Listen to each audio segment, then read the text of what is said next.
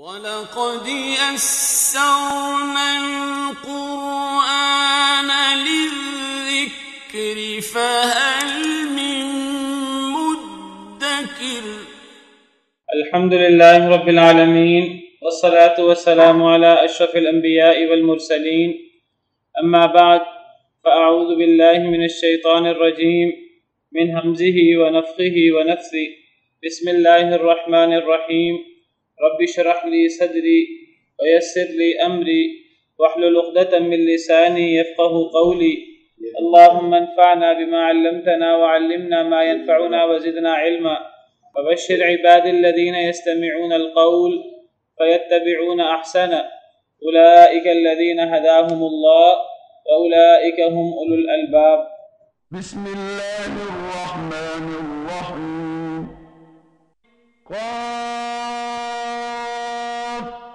والقرآن المجيد بل عجبوا أن جاءهم منذر منهم فقال الكافرون هذا شيء عجيب أإذا متنا وكنا ترابا ذلك رجع بعيد قد علمنا ما تنقص الأرض منهم وعندنا كتاب حفيظ بل كذبوا بالحق لما جاءهم فهم في أمر مريج. أعوذ بالله من الشيطان الرجيم. بسم الله الرحمن الرحيم. قاف والقرآن المجید. قاف حروف مقطعات میں سے ہے. جس طرح باقی صورتوں کے شروع میں حروف مقطعات آئے ہیں، اسی طرح قاف بھی حروف مقطعات میں سے ایک حرف ہے. کئی حروف مقطعات ایسے ہیں صورتوں کے شروع میں کہ جو ایک حرف پہ مشتمل ہیں، جیسے یہ قاف ہے، جیسے صاد ہے، صاد والقرآن ذی الذکر سورہ صاد کے شروع میں، اور جیسے نون والقلم ہے. کئی حروف مقطعات ایک ایک حرف ہیں. کئی حروف مقطعات دو حروف ہیں، جیسے یاسین والقرآن الحکیم، طٰہٰ ما انزلنا علیک القرآن لتشقى، حامیم، طاسین. کئی حروف مقطعات تین تین حرف ہیں، جیسے الف لام میم، جیسے الف لام را، جیسے طاسیم میم. اور کئی حروف مقطعات چار حرف ہیں، جیسے الف لام میم صاد سورہ اعراف کے شروع میں، جیسے الف لام میم را سورہ رعد کے شروع میں. کئی ایسے حروف مقطعات بھی ہیں جب 5 حروف ہیں، جیسے حامیم عین سین قاف. تو یہاں حامیم 2 اور عین سین قاف 3، یہ 2 اور 3 5. تو اسی طرح کاف ہا یا عین صاد. تو یہ حروف مقطعات ہیں، اور ان کے بارے میں ہم پہلے کئی دفعہ پڑھ چکے ہیں کہ یہ وہی حروف ہیں جن سے عربی زبان بنتی ہے، اور جو عربی زبان میں جو حروف استعمال ہوتے ہیں تو یہ وہی حروف ہیں. اور گویا کہ یہ عربوں کو چیلنج ہے کہ تم اپنے آپ کو بڑا عربی کا ماہر سمجھتے ہو، اور قرآن کریم اس دور میں نازل ہوا جس دور میں عربی زبان کا بڑا عروج تھا اور بڑا دورہ تھا. تو تمہیں بڑا فخر ہے اپنے عربی ہونے پر اور عربی زبان کے فصیح ہونے پر، اور ان کا فخر ایک لحاظ سے صحیح بھی تھا. تو اگر تم عربی کے اتنے ہی ماہر ہو اور تم سمجھتے ہو کہ انسان یہ کلام بنا سکتا ہے، جس طرح تم نبی کریم صلی اللہ علیہ وسلم پر الزام لگاتے ہو کہ انہوں نے یہ اپنے پاسے گھڑ لیا ہے، تورات انجیل کو پڑھ کر، کسی اجمی استاد سے تورات انجیل کو پڑھ کر اس کو خود عربی زبان میں تالیف کر دیا ہے، قرآن کو اپنی طرف سے گھڑ لیا ہے. اگر ایک انسان محمد صلی اللہ علیہ وسلم اس کو گھڑ سکتے ہیں تو تم سارے انسان جو عربی زبان کے ماہر ترین ہو تو تم سب مل کر بھی اس قرآن جیسی کتاب، اس قرآن جیسی 10 صورتیں، اس قرآن جیسی ایک صورت بنا کر لا سکتے ہو۔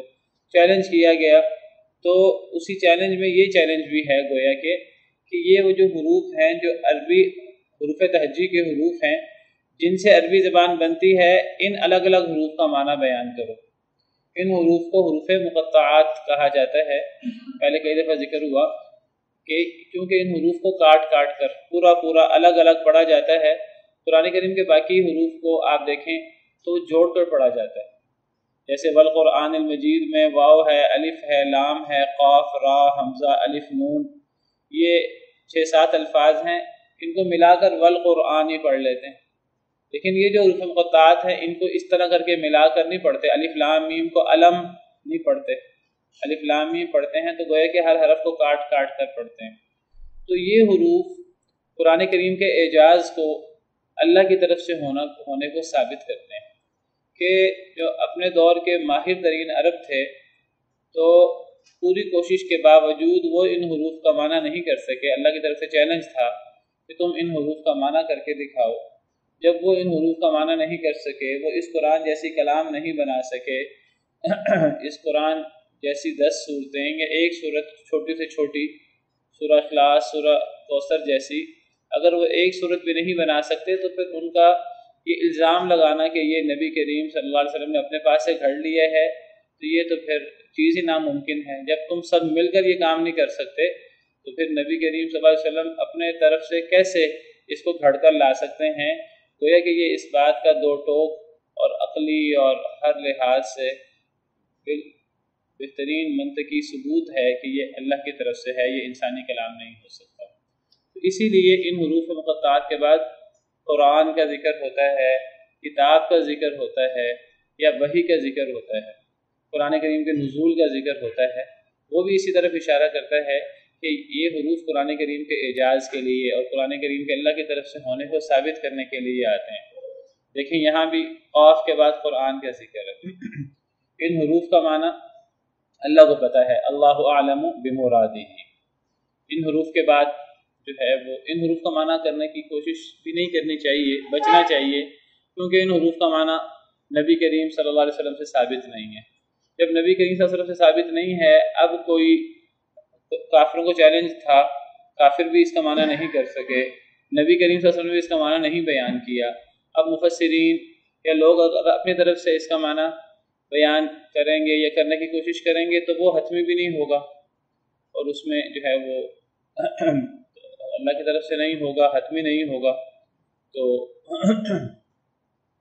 اس لیے بہتر یہی ہے کہ بچا جائے حروف مقطعات کا معنی کرنے سے، اور اس کے بارے میں یہی کہا جائے اللہ اعلم بمرادہ، ان کی حقیقی مراد اللہ ہی جانتے ہیں۔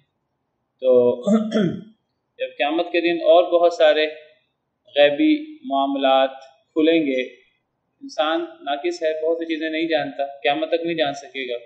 قیامت کے دن جب اور چیزیں کھلیں گی تو شاید ان کا معنی بھی کھل جائے، تو اللہ کو ان کا معنی پتہ ہے۔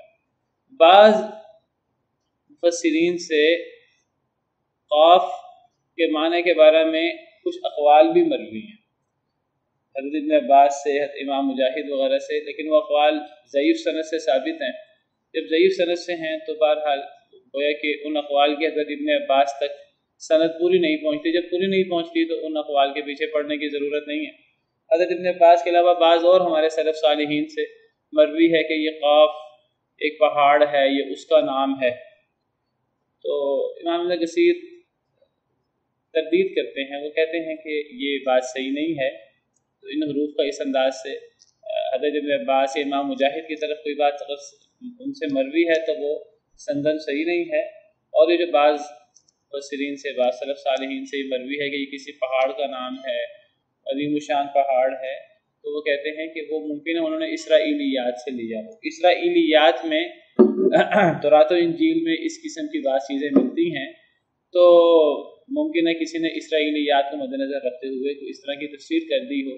اسرائیلیات کے بارے میں ہمارا دین کا حکم یہ ہے کہ اسرائیلیات کو، تورات و انجیل کی بات کو بیان تو کیا جا سکتا ہے، لیکن اس کی تصدیق یا تکذیب نہیں ہو سکتی، اس پر اعتماد نہیں ہو سکتا۔ جب اس پر اعتماد نہیں ہو سکتا تو بہتر یہ ہے کہ اسرائیلیات کو کسی نے بیان کرنا تو کر دے، لیکن کوئی بندہ وہ بیان کرنے کے بعد اس پر استدلال کی بنیاد کھڑی نہ کرے۔ تو خوف کا معنی یہی ہے کہ اللہ اعلم بمرادہ، اللہ کو اس کے معنی کا پتہ ہے، اور یہ قرآن کریم کو معجزہ ثابت کرنے کے لیے آتے ہیں، جس طرح دیگر حروف مقطعات ہیں، اور ان کی بہت بڑی دلیل میں کئی دفعہ ذکر کر چکا ہوں۔ ان کے بعد قرآن کا ذکر، ان کے بعد کتاب کا ذکر، ان کے بعد انجیل کا ذکر، ان کے بعد وحی کا ذکر، اس قسم کے الفاظ آتے ہیں۔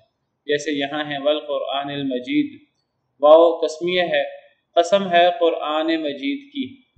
المجید بہت بزرگ، بہت عزت والا، بہت شان والا۔ تو یہ قرآن کی عظیم صفت ہے کہ یہ قرآن بزرگی والا ہے، شان والا ہے، کیوں نہ ہو، اللہ کی کلام ہے، اللہ رب العالمین کی مبارک صفت اللہ کی کلام ہے، اللہ کی مخلوق نہیں ہے، جیسے بعض گمراہ فرقے کہتے ہیں کہ قرآن مخلوق ہے، اللہ معاف کرے۔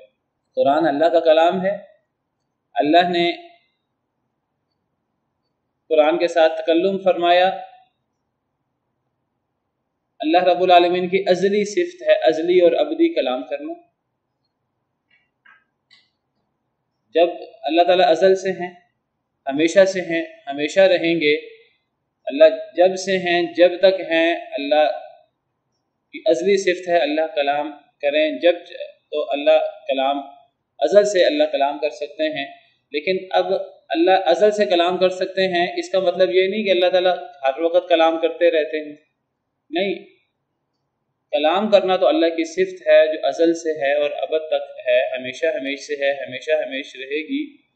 لیکن اللہ جب چاہتے ہیں تب کلام فرماتے ہیں، جب اللہ نے چاہا تو قرآن کے ساتھ کلام فرمایا۔ تو یہ اللہ کی مشیت کے ساتھ متعلق ہے۔ اللہ کی صفات کا مطلب یہ نہیں ہوتا، اللہ کی ساری صفات ایسی نہیں ہے، جو کچھ ایسی صفات ہیں اللہ کی جو ہر وقت اللہ کے ساتھ ہوتی ہیں، ہر وقت اللہ کی ذات کے ساتھ قائم ہوتی ہیں، ایسی صفات کو ذاتی صفات کہتے ہیں۔ کچھ ایسی صفات ہوتی ہیں جو اللہ کی عظیم صفات ہوتی ہیں، لیکن وہ ہم یہ نہیں کہہ سکتے کہ وہ ہر وقت اللہ رب العالمین سے صادر ہو رہی ہیں۔ وہ اللہ رب العالمین کا جب مشیت ہوتی ہے تو اللہ سے ان کا صدور ہوتا ہے، جب اللہ کی مشیت نہیں ہوتی تو نہیں ہوتا۔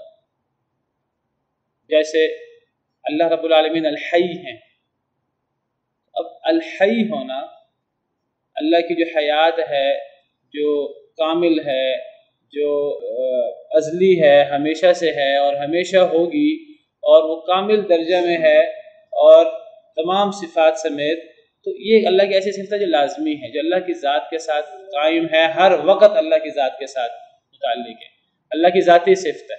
علیم، اللہ کا علم والا ہونا، اللہ کا قوت والا ہونا، اللہ کا سمیع اور بصیر ہونا، یہ ایسی صفات ہیں جو ذاتی ہیں۔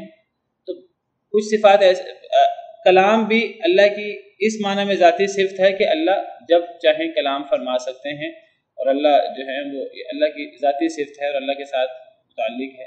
لیکن اب کیا اللہ ہر وقت کلام فرماتے ہیں؟ جس طرح حیات، اللہ حی ہیں تو اللہ میں صفت حیات ہر وقت موجود ہے۔ اللہ رب العالمین کا مبارک چہرہ ہے، جیسے اللہ کی شان کو لائق ہے۔ اللہ رب العالمین کے مبارک ہاتھ ہیں، ہر وقت ہیں۔ ہم یہ نہیں کہتے جب اللہ چاہتے ہیں تو ہوتے ہیں ورنہ نہیں ہوتے۔ کچھ صفات ہیں جو ہر وقت ہوتی ہیں، جن کو ذاتی صفات کہتے ہیں۔ کچھ صفات ایسی ہیں جو اللہ کی مشیت کے ساتھ متعلق ہوتی ہیں۔ تو کلام کرنا، ایک ہے کلام کرنے کی طاقت، وہ ہمیشہ سے ہے، ہمیشہ تک ہوگی۔ جب اللہ چاہتے ہیں کلام فرماتے ہیں، جب اللہ چاہتے ہیں آواز لگا دیتے ہیں۔ کلام کرنا بھی اللہ کی مبارک عظیم صفت ہے۔ اللہ نے قرآن کریم کے ساتھ مخاطب کیا ہے انسانوں کو، اور اللہ نے انسانوں سے کلام فرمایا ہے۔ قرآن کو اللہ نے اور پرانی کتابوں کو اللہ نے اپنی کلام قرار دیا ہے، اور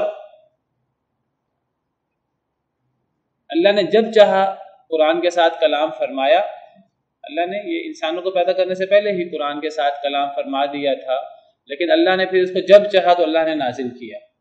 لوح محفوظ پہ تھا، لوح محفوظ میں تھا، بل ہوا قرآن مجید فی لوح محفوظ۔ تو اللہ جب چاہتے ہیں کلام فرماتے ہیں۔ اللہ جب چاہیں گے قیامت کے دن کلام فرمائیں گے۔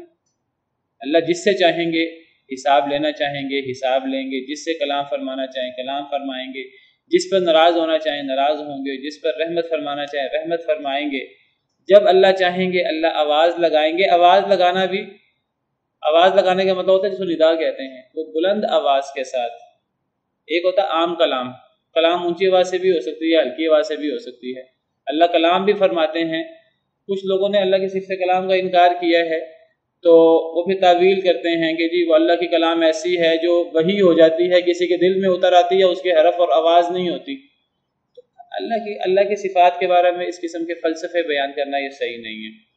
کلام اسی کو کہتے ہیں کہ جس میں حرف اور آواز ہوتی ہے۔ باقی ہم یہ نہیں کہتے کہ اللہ تعالیٰ اس طرح کلام فرماتے ہیں جس طرح انسان کلام کرتے ہیں، اللہ تعالیٰ اس طرح کلام کرتے ہیں جس طرح دیگر مخلوقات کلام کرتی ہیں۔ اللہ کی کسی صفت کو کسی مخلوق کی صفت سے تشبیہ نہیں دی جا سکتی۔ لیس کمثلہ شیء وہو السمیع البصیر۔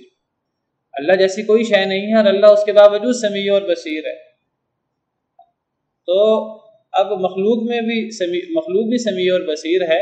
اللہ نے ایک ہی آیت میں دونوں چیزوں کو اکٹھا کیا۔ اللہ جیسی کوئی شے نہیں ہے، یعنی اللہ کی کوئی صفت مخلوق کی کسی صفت سے مشابہ نہیں ہے، لیکن ساتھ ہی فرمایا اللہ سمیع اور بصیر بھی ہے۔ اس کا مطلب یہ نہیں ہے ہم یہ کہیں چونکہ اللہ جیسی کوئی شے نہیں ہے لہذا مخلوق سنتی ہے تو اللہ کے سننے کا انکار کر دیا جائے، مخلوق دیکھتی ہے تو اللہ کے بصیر ہونے کا انکار کر دیا جائے۔ اللہ نے ایک ہی آیت میں دونوں باتوں کو ذکر فرمایا ہے۔ پہلے انکار فرمایا اللہ جیسی کوئی شے نہیں، پھر اس بات فرمایا کہ اللہ سمیع اور بصیر ہے۔ گویا کہ مطلب یہ ہوا کہ بجائے اس کے کہ مخلوق کی صفات سے اللہ کی صفات کو تشبیہ دے کر اللہ کی صفات کا انکار کیا جائے، ہمیں جو صفات اللہ نے اپنی بیان فرمائی ہیں یا اللہ کے نبی صلی اللہ علیہ وسلم نے اللہ کی طرف منسوب فرمائی ہیں وحی کی روشنی میں، ان صفات کا ہمیں اس بات کرنا ہوگا، لیکن مخلوق کے ساتھ ان صفات کی مشابہت کی نفی کرنی ہوگی۔ ہم یہ کہیں گے کہ اللہ سمیع ہے جس طرح قرآن کریم میں ہے، اللہ بصیر ہے، اور اللہ نے مخلوق کو بھی، انسانوں کو بھی، دیگر مخلوقات کو بھی اللہ نے سننے والا دیکھنے والا بنایا ہے، لیکن کیا اللہ کا سمیع اور بصیر ہونا اور مخلوق کا سمیع اور بصیر ہونا ایک جیسی بات ہے؟ یہ تو کوئی پاگل بے وقوف شخص ہی کہہ سکتا ہے۔ یہ تو ایسی بات ہے جیسے کوئی بندہ یہ بات کہے کہ بھئی مخلوق کو اللہ نے، جن مخلوق کو اللہ نے زندہ فرمایا، مثلا اب ہم زندہ ہیں، ہماری کوئی زندگی دائمی نہیں ہے، ہماری زندگی اللہ نے ہمیں پیدا فرمایا، اب ہم بھی زندہ ہیں، ہم بھی حی ہیں، اللہ رب العالمین بھی حی ہیں، اللہ لا الہ الا هو الحی القیوم۔ تو کیا اللہ کا حی ہونا اور ہمارا حی ہونا ایک جیسا ہے؟ بس ہم یہ نہیں کہیں گے چونکہ ہم حی ہیں لہذا ہم اللہ کے حی ہونے کا انکار کر دیتے ہیں، ہم یہ نہیں کہہ سکتے۔ ہم کہیں گے اللہ رب العالمین بھی الحی ہیں اور ہم بھی حی ہیں، لیکن ہماری حیات اور اللہ کی حیات میں زمین و آسمان کا فرق ہے، وہی فرق ہے جو خالق اور مخلوق میں ہو سکتا ہے۔ اگر مخلوق کلام کرتی ہے اس کا مطلب یہ نہیں کہ اللہ کی صفت کلام کا انکار کر دیا جائے۔ اگر اللہ فرماتے ہیں کہ اللہ کلام کرتے ہیں، اللہ قرآن میں فرماتے ہیں وَكَلَّمَ اللَّهُ مُوسَىٰ تَكْلِيمًا، اللہ نے موسیٰ علیہ السلام سے کلام فرمایا، وَكَلَّمَهُ رَبُّهُ، ان سے ان کے رب نے کلام فرمایا۔ اللہ تعالیٰ قرآن میں فرماتے ہیں وَإِنْ أَحَدٌ مِّنَ الْمُشْرِكِينَ اسْتَجَارَكَ فَأَجِرْهُ حَتَّىٰ يَسْمَعَ كَلَامَ اللَّهِ، اگر کوئی مشرک پناہ مانگے آپ سے تو اے اللہ کے نبی صلی اللہ علیہ وسلم آپ اسے پناہ دے دیں تاکہ وہ اللہ کا کلام سنیں۔ قرآن کریم کو اللہ نے اپنا کلام قرار دیا، قرآن کتابوں کو اللہ نے اپنا کلام قرار دیا۔ تو اللہ رب العالمین نے قرآن کریم کے ساتھ، قرآن کتابوں کے ساتھ کلام فرمایا، اللہ نے اپنے بندوں کے ساتھ کلام فرمایا، اللہ نے سیدنا آدم علیہ السلام کے ساتھ کلام فرمایا، حدیثوں میں ذکر ہے حضرت موسیٰ کے ساتھ کلام فرمایا۔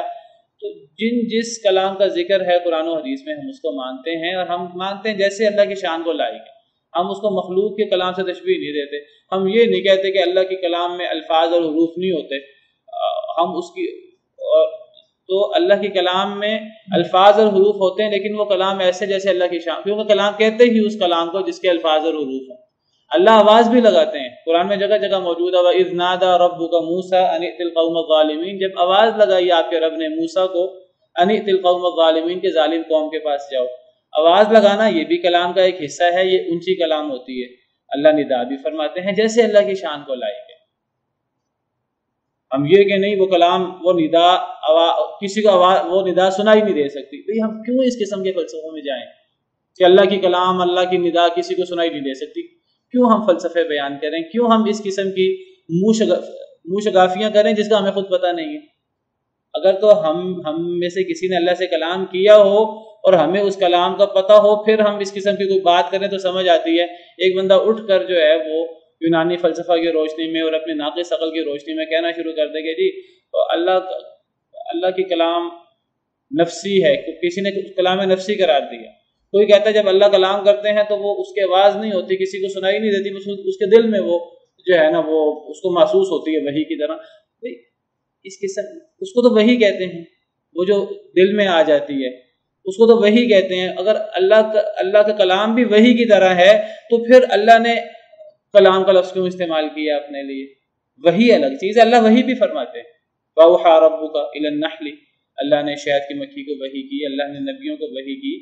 وحی بھی ہوتا ہے دل میں کوئی بات ڈالنا، کلام کو وحی قرار دینا اور اللہ کی کلام کا انکار کر دینا، یہ قرآن کی تحریف ہے. یہ ایسی بات ہے جیسے کوئی بندہ کہے جی قرآن میں جہاں بھی اللہ کے مبارک ہاتھوں کا ذکر ہے وہاں ہاتھ نہیں، وہاں قوت مراد ہے. ہم کہیں گے جب وہاں قوت اور قدرت مراد ہے ان سے تو ان اللہ علی کل شیء قدیر سے پھر کیا مراد ہے؟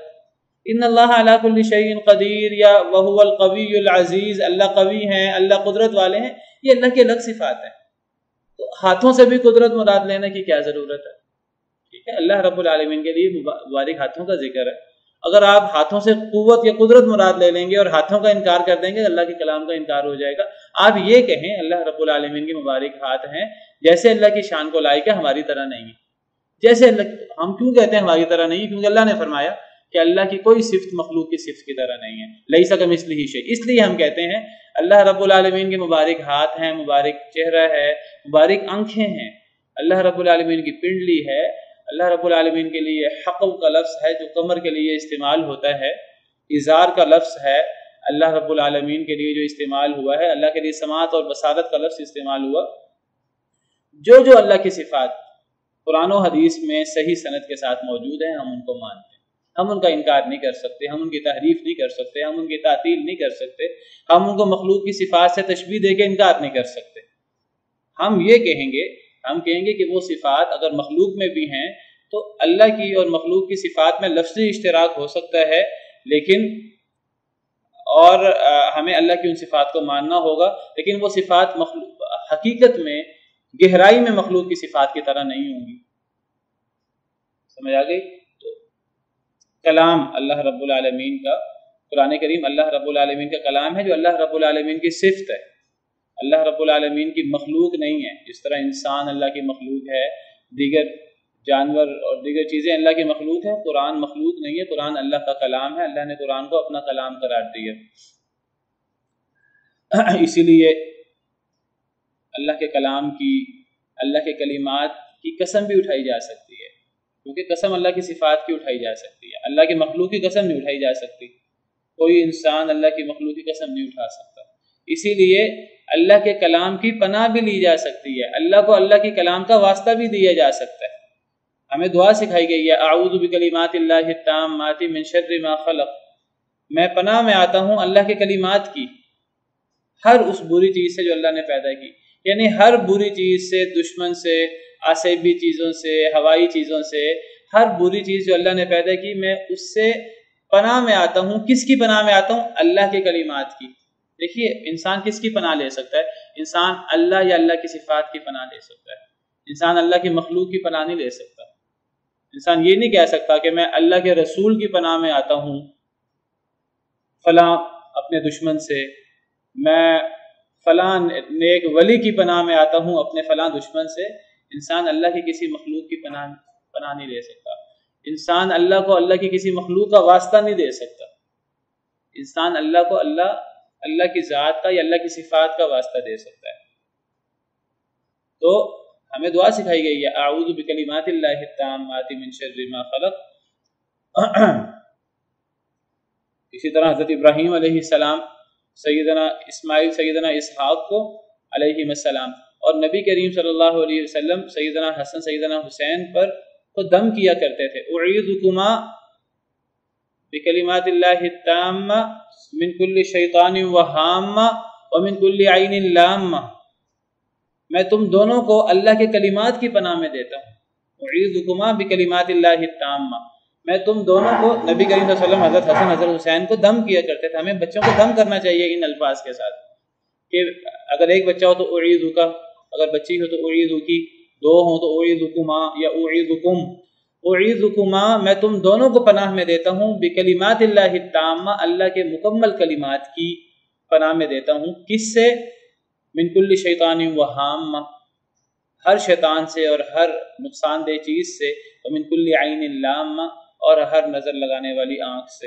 نبی صلی اللہ علیہ وسلم اس طرح جو ہے وہ دم کیا کرتے تھے حضرت حسن حضرت حسین پر، اور حضرت ابراہیم بھی انہی الفاظ کے ساتھ حضرت اسماعیل حضرت اسحاق علیہ السلام پر دم کیا کرتے تھے۔ تو یہ اللہ کے کلمات کا واسطہ ہے، اللہ کے کلمات کی پناہ ہے۔ اللہ کے کلمات اللہ کی صفات ہیں، اللہ کی مخلوق نہیں ہے، کیونکہ اللہ کی مخلوق کا واسطہ دیا نہیں جا سکتا۔ بات تھوڑی لمبی ہو گئی، لیکن چونکہ کچھ گمراہ فرقے ہیں کہ وہ قرآن کو اللہ کی مخلوق قرار دیتے ہیں، اور جنہوں نے امام احمد بن حنبل اور ہمارے ائمہ پر بڑا ظلم کیا، ان کے ہاتھ میں بادشاہت آ گئی تھی، معتزلہ اور جہمیہ اور معتزلہ، اور آج بھی کچھ ایسے گروہ ہیں اللہ معاف کرے، وہ اللہ کے کلام کے قائل نہیں ہیں، اللہ کے کلام کو اللہ کی صفت نہیں مانتے، اگر مانتے بھی ہیں تو اس کی عجیب و غریب تعویلیں کرتے ہیں۔ وہ کہتے ہیں کہ کلام نفسی ہے، اس کے آواز اور حروف نہیں ہوتے، اور فلاں نہیں ہوتا فلاں نہیں ہوتا، عجیب و غریب بحثیں انہوں نے شروع کر دی ہیں۔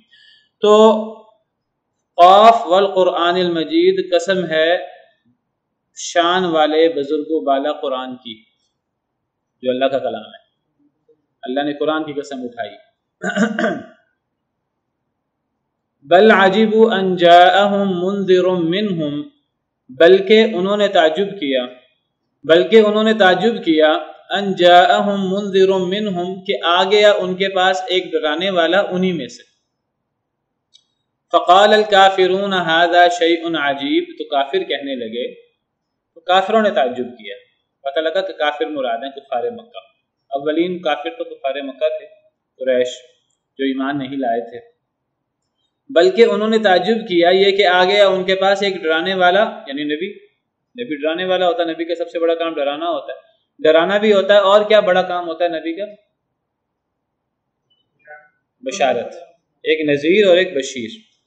لیکن آپ دیکھیے کہ قرآن کریم میں بہت سارے مقامات پر نبی صلی اللہ علیہ وسلم کے لیے دونوں صفات اکٹھی استعمال ہوئی ہیں، یا ایھا النبی انا ارسلناک شاہدا ومبشرا ونذیرا، اور فقد جاءکم بشیر ونذیر۔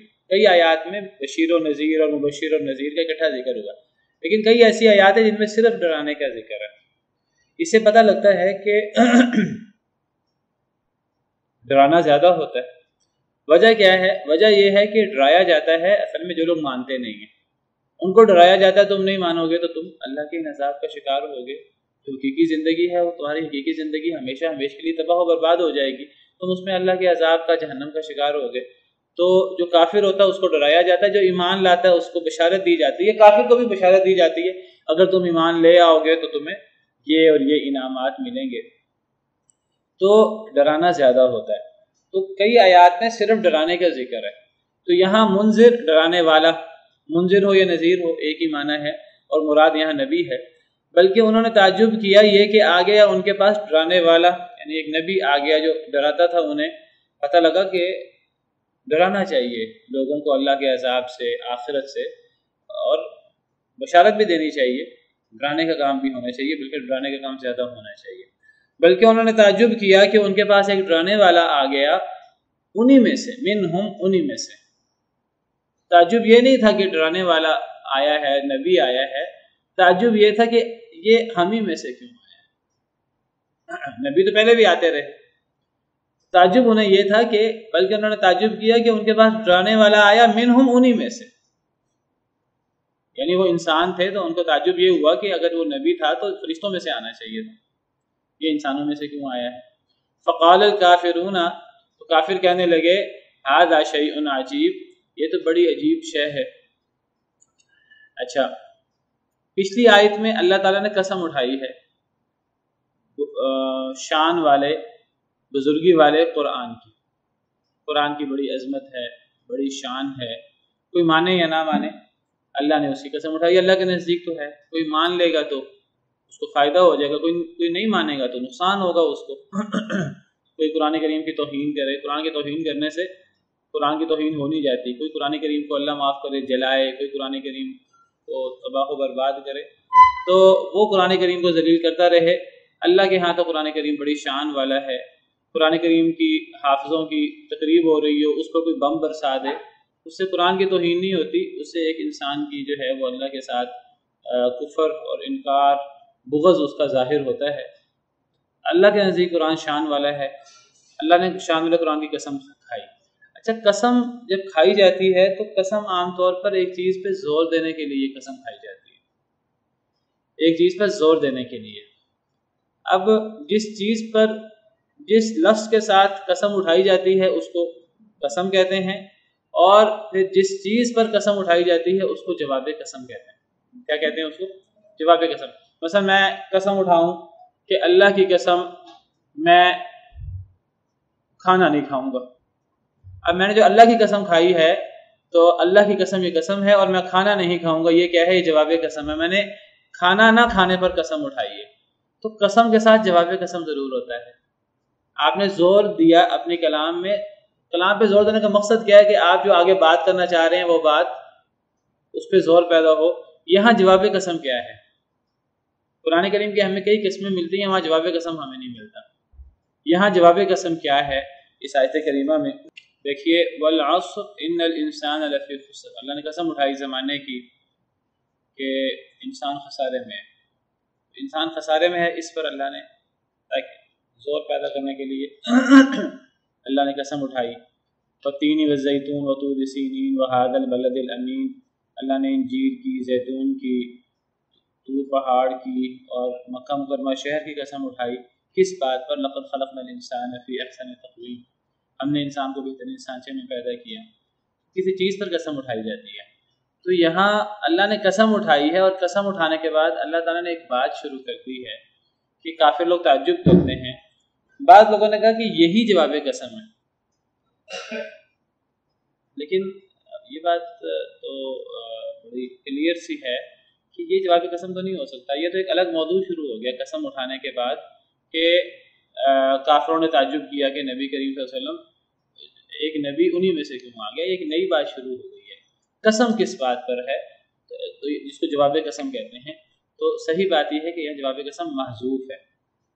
جواب قسم محذوف ہے، قرآن کریم میں کئی جگہ پر ہمیں جواب قسم محذوف ملتا ہے۔ تو وہ اللہ تعالیٰ جب کسی چیز کو محذوف کرتے ہیں تو محذوف ایسی چیز کو کیا جاتا ہے کہ جو بڑی واضح ہے، جس کو اگر محذوف کیا جائے یا نہ کیا جائے، دونوں صورتوں میں وہ سورج کی طرح واضح ہو، ایسی چیز کو محذوف کیا جاتا ہے۔ تو اللہ نے جب یہاں جواب قسم محذوف کر دیا ہے، گویا کہ اگلی آیات کے اندر جو باتیں ہیں اور جو پیغام ہے وہی اصل میں اس کا جواب ہے۔ قسم تو جواب قسم کے بغیر ہوتی نہیں ہے۔ تو اگلی آیات میں نبی کریم صلی اللہ علیہ وسلم کی رسالت پر ایمان اور اس کے دلائل بیان ہوئے ہیں کہ نبی کریم صلی اللہ علیہ وسلم اللہ کے رسول ہیں، اور انسان ہونا کہ ان کے رسول ہونے پر کوئی اعتراض نہیں بنتا۔ اور اگلی آیات میں کفار جو مرنے کے بعد زندہ ہونے پر اعتراض کرتے تھے، تو اللہ نے اس کا رد کیا ہے کہ تمہیں مرنے کے بعد زندہ ہونے پر کیوں اعتراض ہے، یہ در حقیقت اللہ کی قدرت پر اعتراض ہے۔ تو اللہ رب العالمین جو اتنی قدرت والے ہیں، جنہوں نے انسان کو پہلی دفعہ پیدا فرمایا، جنہوں نے زمین و آسمان کو پیدا فرمایا، کیا وہ انسان کو دوبارہ پیدا نہیں فرما سکتے؟ اگلی آیات میں گویا کہ نبی کریم صلی اللہ علیہ وسلم کی رسالت کو ثابت کیا گیا ہے، بعث بعد الموت کو ثابت کیا گیا ہے۔ تو گویا کہ انہی باتوں پر ایک قسم اٹھائی گئی ہے، والقرآن المجید، حروف مقطعات لا کر قسم اللہ نے کھائی ہے قرآن کی، اور اللہ نے قرآن کی قسم اٹھا کر اللہ تعالیٰ نے جواب قسم ذکر نہیں کیا، وہ بہت واضح ہے اگلی آیات سے۔ اگلی آیات میں جو مضمون بیان ہوا ہے وہی مضمون جواب قسم ہے۔ تو اگلی آیات کا مضمون ہے نبی صلی اللہ علیہ وسلم کی رسالت کا اثبات اور بعد الموت کا اثبات۔ گویا کہ انہی باتوں پر قسم اٹھائی گئی ہے کہ قرآن مجید کی قسم کہ نبی کریم صلی اللہ علیہ وسلم اللہ کے سچے رسول ہیں، کوئی جتنا انکار کرتا ہے کرتا رہے، اور مرنے کے بعد زندہ ہونا بالکل برحق ہے، کوئی کتنا انکار کرتا ہے کرتا رہے۔ انہی باتوں پر گویا کہ قسم اٹھائی گئی ہے۔ اب جن باتوں پر اللہ نے قسم اٹھائی، ہمیں پتہ لگا اگلے آیات کے مضمون سے، اگلے آیات کے مفہوم سے ہمیں پتہ لگا۔ تو اب اگلی آیات میں اللہ تعالیٰ نے وہ اعتراض ذکر کیے ہیں جن پر اللہ نے قسم اٹھائی ہے کہ کافر اعتراض کرتے ہیں۔ تو کافروں کا اعتراض یہ ہے کہ یہ جو نذیر آیا ہے، یہ جو ڈرانے والا آیا ہے، یہ ہم ہی میں سے کیوں آیا؟ ایک انسان جو ہے وہ نبی کیسے ہو سکتا ہے؟ یہ وہ اعتراض ہے حضرت نوح علیہ السلام سے لے کر ہر قوم اپنے نبیوں پر کرتی رہی ہے اور اللہ اس کا جواب دیتے رہے ہیں۔ کیا اس کا جواب ہے؟ ان کا اعتراض یہ ہے کہ اللہ کی طرف سے یہ کہتے ہیں انسان ہے اور کہتے ہیں مجھ پر اللہ کی طرف سے وحی آئی ہے، تو ایک انسان پر اللہ کی طرف سے وحی کیسے آ سکتی ہے؟ اور اگر یہ کہتے ہیں کہ مجھ پہ وحی آئی ہے، ہمیں آواز کیوں نہیں آتی؟ وہ وحی ہم پر کیوں نہیں آتی؟ ہمیں بھی تو اس کا تجربہ کروا دیں۔ اگر ہمیں تجربہ کروا دیں گے ہم مان لیں گے کہ ہاں ہم پر وحی آتی ہے، تو ایک انسان پر کیسے وحی آ سکتی ہے؟ وہ سب کے درمیان بیٹھا ہے، باقی لوگوں کو آواز سنائی نہیں دے رہی، باقی لوگوں کے دل میں کوئی بات نہیں آ رہی، اس کے دل میں کیسے آ سکتی ہے؟ اس قسم کے اعتراضات ہیں۔ اصل میں اعتراض ہے اللہ رب العالمین، یہ اگر آپ اس پہ بھی غور کریں گے تو اللہ کی قدرت پر اعتراض ہے کہ یہ کہتے ہیں مجھ پر میرے دل پہ وحی اترتی ہے تو باقی سب کو آواز نہیں آتی، باقی سب کو سمجھ نہیں آتی، تو وہ ان کے دل میں کیوں آتی ہے؟ وہ یہاں کیوں نہیں چلی جاتی دوسرے کے دل میں؟ اللہ رب العالمین کسی کو، جواب وہی ہے، اللہ رب العالمین کسی ایک کو سنانا چاہے باقی کو نہ سنانا چاہے، کسی پر وحی کرنا چاہے باقیوں پر نہ کرنا چاہے، اللہ کے لیے کیا مشکل ہے؟ یا تو آپ اللہ رب العالمین کے بارے میں کہیں کہ اللہ یہ کام نہیں کر سکتے۔ دیکھیں انسان یہ کام نہیں کر سکتا کہ انسان جو ہے نا وہ آواز دے تو وہ آواز جو ہے نا بس ایک بندے کو آئے باقی لوگوں کو نہ آئے۔ آج تو اللہ نے کچھ اس کی صورتیں بھی ہمیں دکھا دی ہیں کہ موبائل پہ کال آتی ہے، اتنی ساری لہریں ہیں، اتنے سارے ہزاروں لاکھوں کروڑوں موبائل ہے، کال ایک پر آتی ہے۔ یہ ظاہری سی مثالیں ہیں صرف تھوڑا سا سمجھنے کے لیے، وہی تو اس سے بہت اعلیٰ اور عرفہ قسم کی صورت ہے۔ اتنے سارے موبائل میں سگنل ہیں، ایک موبائل وہ سگنل کیچ کرتا ہے، وائی فائی، اتنے سارے وائی فائی ہیں، تو ایک موبائل وہ ایک مخصوص قسم کا وائی فائی، ایک مخصوص قسم کا پاسورڈ ہوتا ہے، وہ پاسورڈ لگتا ہے تو وہ مخصوص قسم کی چیز چل پڑتی ہے۔ تو صرف سمجھنے کے لیے تو اللہ کے لیے کوئی مشکل نہیں ہے کہ اللہ تعالیٰ ہزاروں لوگوں میں سے کسی شخص پر کوئی چیز نازل کر دے۔ یا تو آپ اللہ کی قدرت پر اعتراض کریں، اللہ کی اتنی بڑی بڑی شان وہ ہم ہر وقت دیکھتے ہیں، اس کائنات میں ہم اللہ کی شان دیکھتے ہیں اور ہر چیز میں ہمیں اللہ کی قدرتیں نظر آتی ہیں، تو اللہ رب العالمین کسی پر وحی کرنا چاہیں، کسی انسان پر وحی کرنا چاہیں، اللہ کے لیے کوئی بعید نہیں ہے۔ وہ کہتے ہیں نہیں وحی ہوگی تو کسی فرشتے پر ہوگی، کسی نورانی چیز پر ہوگی۔ اللہ فرماتے ہیں اللہ کے لیے کوئی مشکل نہیں اللہ انسان پر وحی کرے، اللہ کے لیے کوئی مشکل نہیں ہے۔ اور اللہ فرماتے ہیں کہ اللہ انسان پر وحی کرتے کیوں؟ پھر اللہ اس کی حکمت بیان کرتے ہیں۔